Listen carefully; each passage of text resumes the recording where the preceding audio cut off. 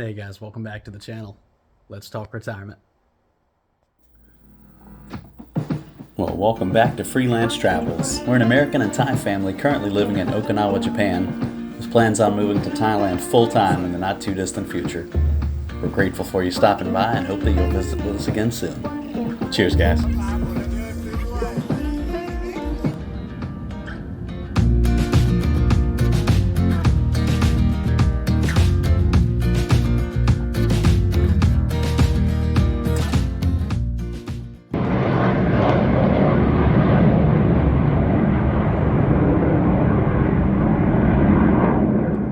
Hey guys, welcome back to the channel. Hope everybody's doing well out there. Today I just wanted to take a few seconds, or minutes rather, and talk about retirement. March of 2023 is about to be upon us, and what does that really mean?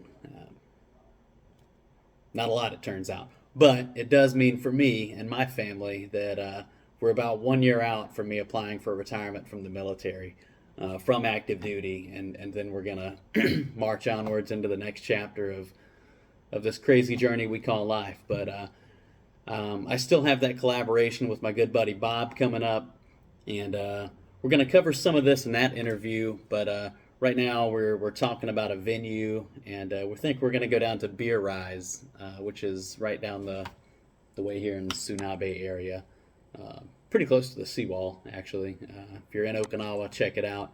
Got a lot of good beers there on tap, and they've got some your typical Japanese variety too. If you're into Asahi or Orion or those, but yeah, looking forward to that. And yeah, it got me thinking. We've both been crazy busy this last week or two, and we're at the end of a 4-day weekend for Washington's birthday. Happy birthday, George! Appreciate it. Um, but yeah, back to work tomorrow. Today's Tuesday.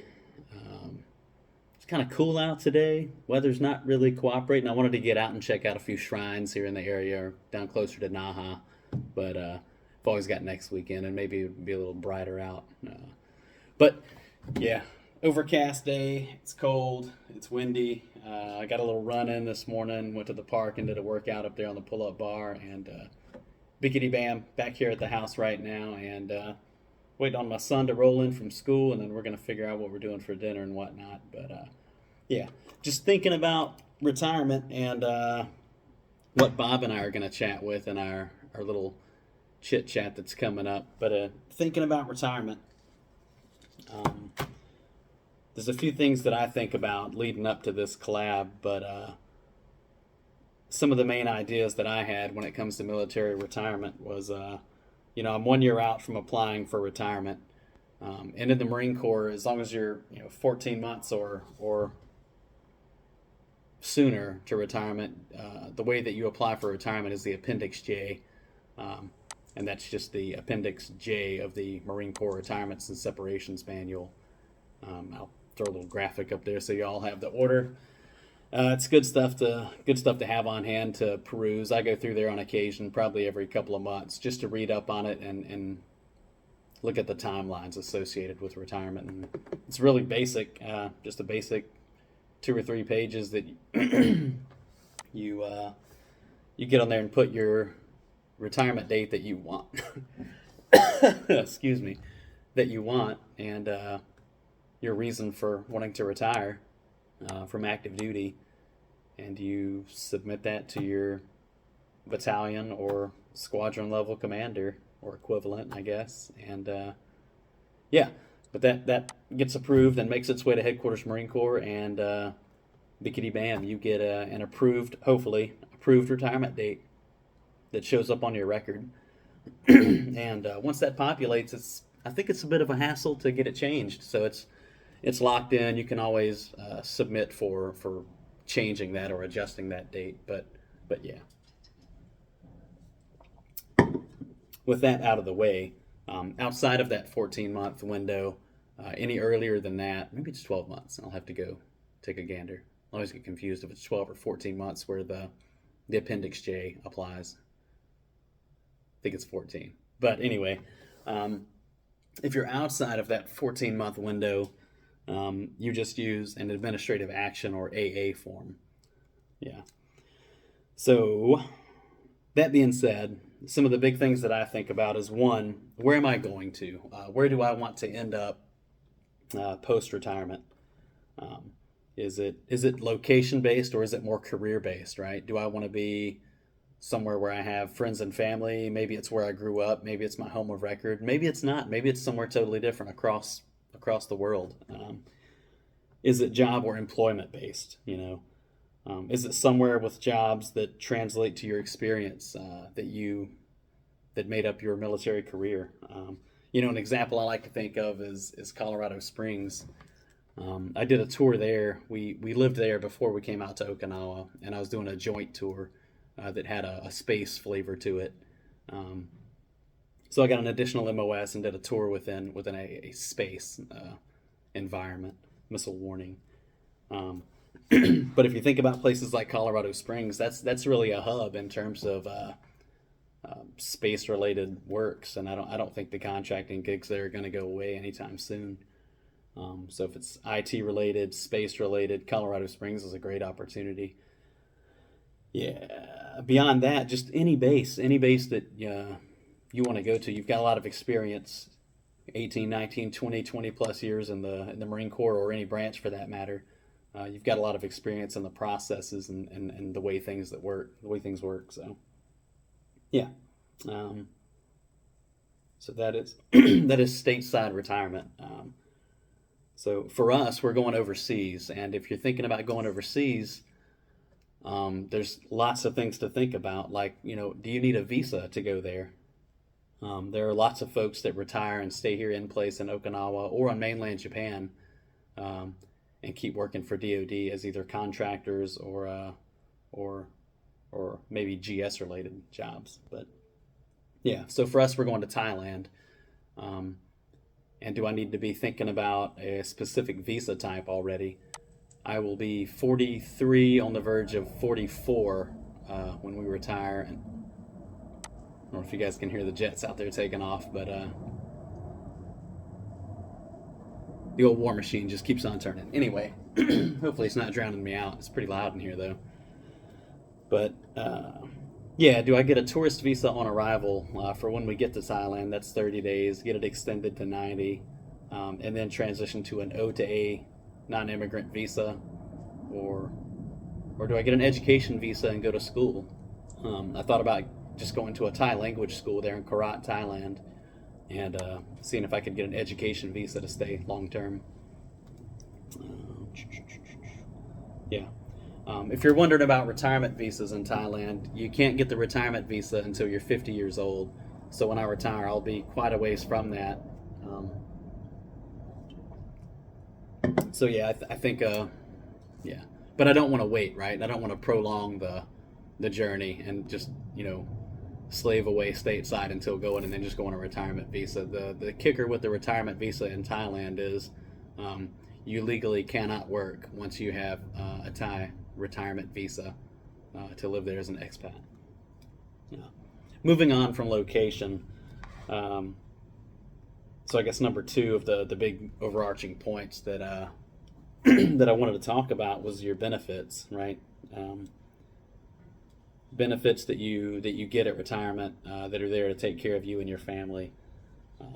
So SBP is a big one, the Survivor Benefits Plan, or Survivor's Benefit Plan. And what that does is it sets up to where you have a certain percentage of your retirement pay that is like insured that your surviving spouse will rate those monthly payments for the rest of her life. You can also enroll children too, but I think that's like an additional fee on top of that. But yeah, a lot of people opt to not do that. Well, I say a lot. I don't know how many folks actually end up doing that, but some folks will waive it and not want the SBP when they retire. That does require, talking to your spouse about that and then being made aware of it and them signing some paperwork at, I guess, IPAC or an admin center. But yeah, a lot of folks think that term life insurance is a better way to go, especially if you're retiring and you're older. and you get let's say a 30-year term life insurance, which is probably cheaper, by the way, than VGLI, but I won't quite get into that just yet. I think we'll save that for another day. But in my mind, what makes sense is SBP, not maxed out, maybe, halfway kind of on that spectrum, but combined with a 30-year term life insurance policy, if that makes sense. That way, there's a one-time payment from the term life insurance. If I pass before my spouse, she gets a one-time lump sum payment, $500,000, $1 million. There's all kinds of policies to research, to look at, lots of options out there. And then on top of that, like that monthly stipend, whether that's $2,000, $2,500, $3,000 a month. It all just it kind of depends on where you're at financially and yeah, just where you're at in life and health wise. So yeah, things to think about. What else? SPP versus term life. I talked about doing a combination of the two, that's kind of the way I'm leaning right now. Yeah, but we'll see. And then if you're thinking term life, but you're also thinking of retiring overseas, is that a policy that will cover you while you're overseas and outside of the U.S.? Or is it a plan that will cover you U.S. or elsewhere, almost worldwide? Do I need to get one specific to Thailand? I don't think so. I've got a few quotes online right now, and I think it's fairly affordable, at least compared with VGLI. So, yeah, lots of folks don't like that VGLI. It gets pricey, but it gets pricier as you age. So when you get up into your 60s, 70s, the fees for that are exorbitant, I would say. And I mean, you're talking over $1,000 a month for for those policies. But is it worth it when you're that old? I don't know, but yeah. Things to think about. Number 3 is a big one, and it's kind of varied. It's kind of a wide thing here, but VA, Veterans Affairs, your disability considerations, and then just coverage for health-related matters, right? So in our case, let's say we're retired in Thailand, and I need to go and get an ailment looked at.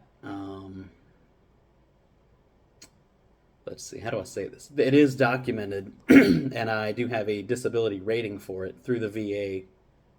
Can I get that issue looked at or services paid for while I'm overseas? Yes, you can, and I didn't really write this down, and I didn't really go into it in depth, but that is oh my goodness, what is it called? The is it FMP, Foreign Medical Plan, I think is what it's called. But yeah. And what I think would happen is you may end up paying for that up front, and then you just get reimbursed. And again, it depends on where you're at. The Philippines is very friendly to veterans needing access to health care there, but when you're talking about other countries, not so much, right?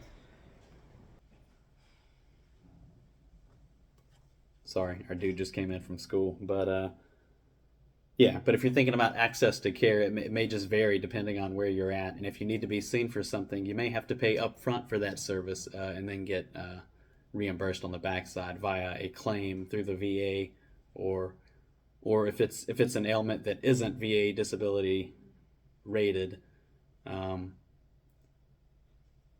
maybe it's through TRICARE. Then again, you pay up front for that visit, unless it's emergency or something.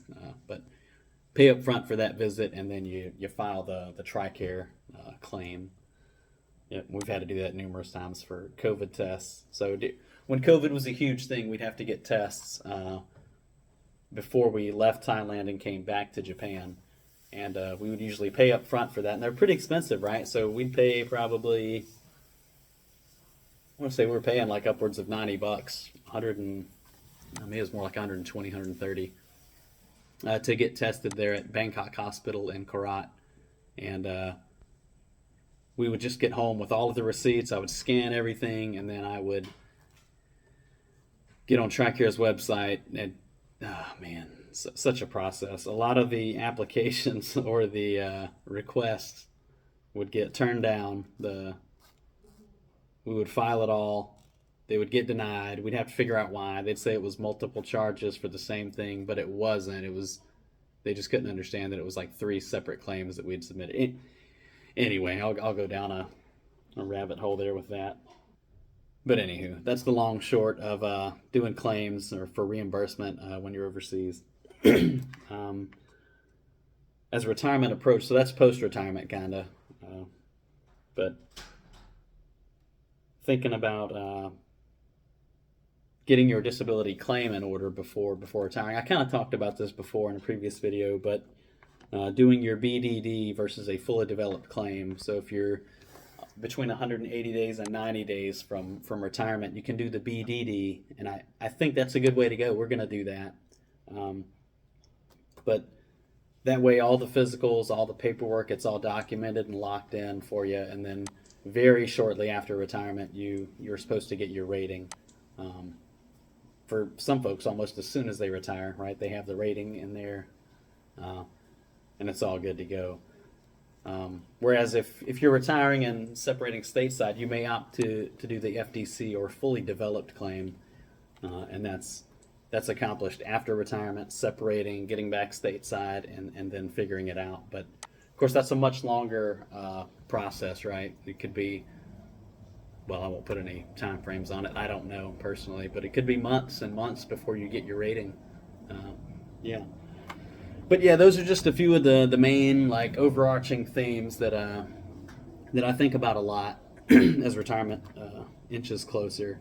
And again, I'm a year out right now, and things could change. I may change my mind and decide that I want to retire earlier. I'm at roughly 21 years, coming up on 22 years of service, but I'm going to stretch it out and try to make it to 24, which means that we'll try to retire summer of 25. But man, those jets are turning out there.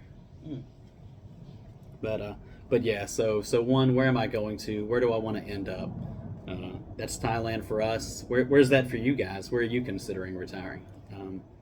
Is it back home of record, somewhere else in the States? Is it job based, employment based? Is it based on skills that you acquired throughout your tenure in the military? 2 is benefits. SBP versus term life, maybe a combination thereof. I think that's the best bet for me right now, and that's what I'm going to lean towards. And then 3, Veterans Affairs, access to care, and then disability considerations, and where you may be able to find treatment overseas, and how the whole reimbursement process works. Yeah. That's going to wrap it up for this one, guys. I just wanted to do a really short one. I'm looking on here, and I don't know. I feel like I'm starting to ramble a bit, but that'll wrap it up. That's going to do it. The sun's out. I may get out and get a stroll in later and get some more footage, but maybe not. Maybe that's going to wind it down for the day. But hopefully you got something out of this. If you didn't and the content sucked, just go ahead and give it a thumbs down and let me know. But if you liked it, you concur, or you want to see more footage like this, give it a thumbs up, and maybe you like and consider subscribing. That'll help the channel grow as retirement gets closer. I don't really see this channel getting too popular at all, really, and I'm not forecasting here, but I think that once we get settled in Thailand and there's a lot more opportunity to get out and explore, sample the culture a bit, I think it's going to be more interesting than the videos we have here in Okinawa. Not that you guys don't enjoy that, you probably do, but it's usually just us eating and traveling a bit around here. No shortage of things to get into, but I really haven't this weekend just because it's been so gloomy out. But yeah, all right. I'll get out of your ears. Y'all take it easy. I appreciate y'all coming along. Cheers.